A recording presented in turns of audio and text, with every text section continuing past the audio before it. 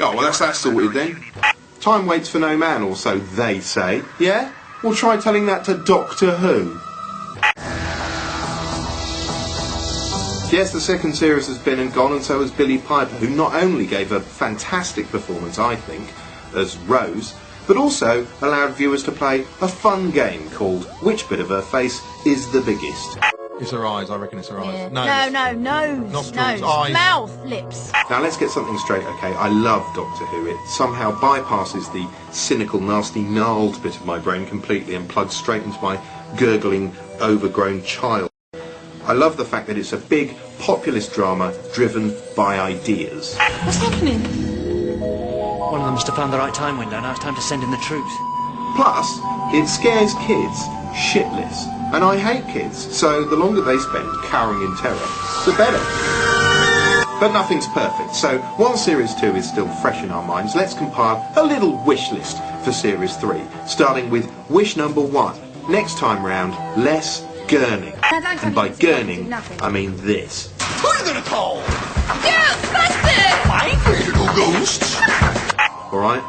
Less of that. I know Doctor Who has always been an eccentric, and fair enough, Tom Baker used to play him as the sort of man you wouldn't want to...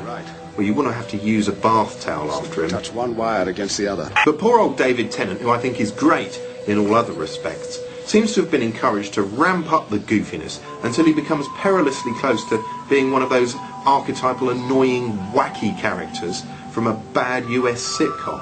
God, they know how to party. And as for comedy sequences like this...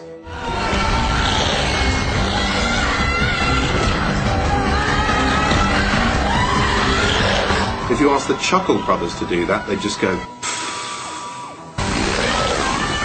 I don't want Doctor Who bumming around like he's in a bad Tiswas tribute, okay? I want him being brooding and serious. Hold on. Wish number 2, be less knowing, because occasionally, this series, the Doctor has behaved like a bit of a, oh, I've seen it all before, sort of arse. Ah!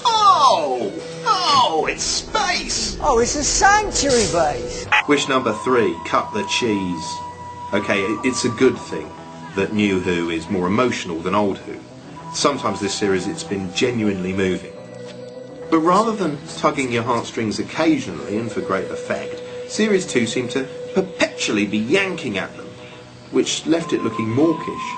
Well, not mawkish, just mawk, whatever bloody hell mawk is. This means that the Olympic dream is dead. There's a mystery man. He's picked up the flame, and we've no idea who he is. He's carrying the flame. Yes, he's carrying the flame, and no one wants to stop him. And it's more than a flame now, Bob. It's more than heat and light. It's hope, and it's courage, and it's love. Anyway, my final wish is a very simple one. Stop messing up the end credits. A marriage made in... Well, you'll have to wait 170 days to find out. Doctor Who returns to BBC One with The Runaway Bride at Christmas. Oh, what is the point of getting an orchestra to record a great version of the Doctor Who theme tune and then getting someone in to jabber all over the top of it? Talk about putting the into continuity. Let's see how they like it if I talk all over them. Time is up. Doomsday has arrived now on BBC One. But is it goodbye? Anyway, that's what I'd like to see from the next series of Doctor Who. That and an episode where the Doctor gets a rash on his bum. Oh, it seems every other documentary on TV these days is little more than an excuse for titillation, doesn't it, eh? History of Club 1830, please. Let's recall the time when docs were docs, proper docs with learned men, all of which are available as DVD box sets. First up, Civilization, Lord Clark's highly respected overview of the history of Western civilization, which provided the template for other highbrow documentaries to follow. Intended to showcase the as-then new technology of colour television 37 years after it was first broadcast, it's still a feast for the eyes and brain today. Next, The Ascent of Man, Jacob Bronowski's superb trek through the ages of science. Just as watchable now as it was then, it's a bit like taking a warm bath in university juice, with the occasional stoner freak-out sequence lobbed in for good measure. If the still point in the string, the node, does not come at one of these exact points, the sound is discordant.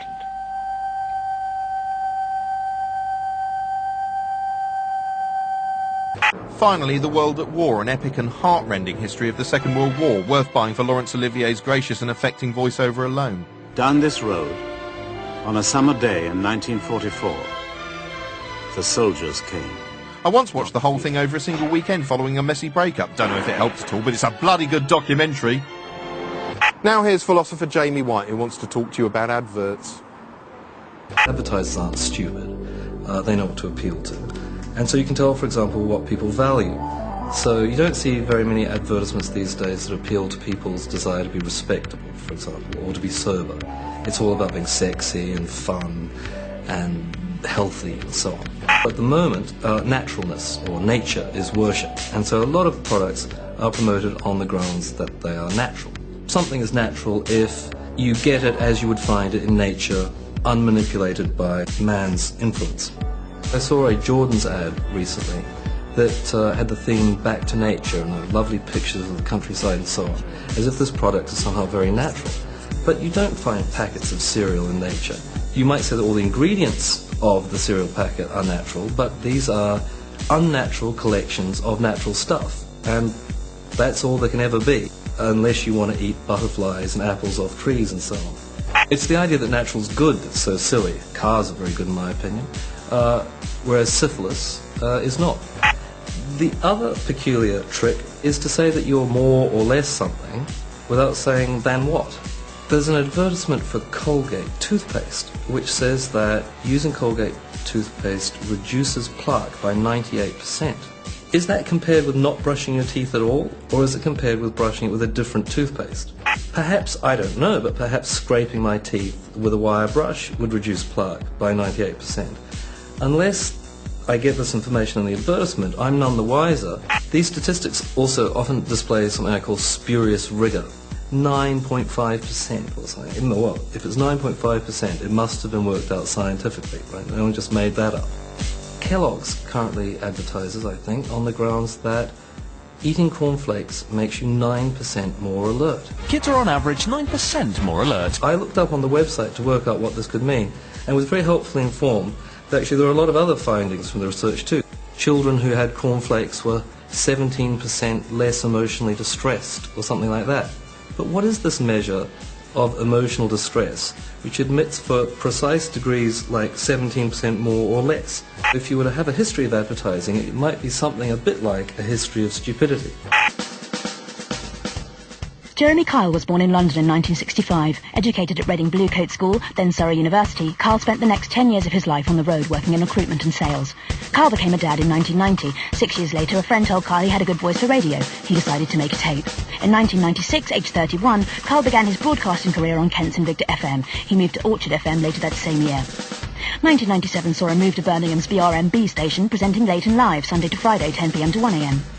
In 2001, Carl moved to the Century FM network, taking his late and live show with him. 1st of July 2002, Carl hits the big time on Virgin Radio, presenting Jazz's Virgin Confessions, 8 to midnight weekdays. Hi, you're listening to the Jeremy Kyle. In a bizarre incident, Carl's show was cut short one evening when 3 monsters burst into the studio and pissed on him.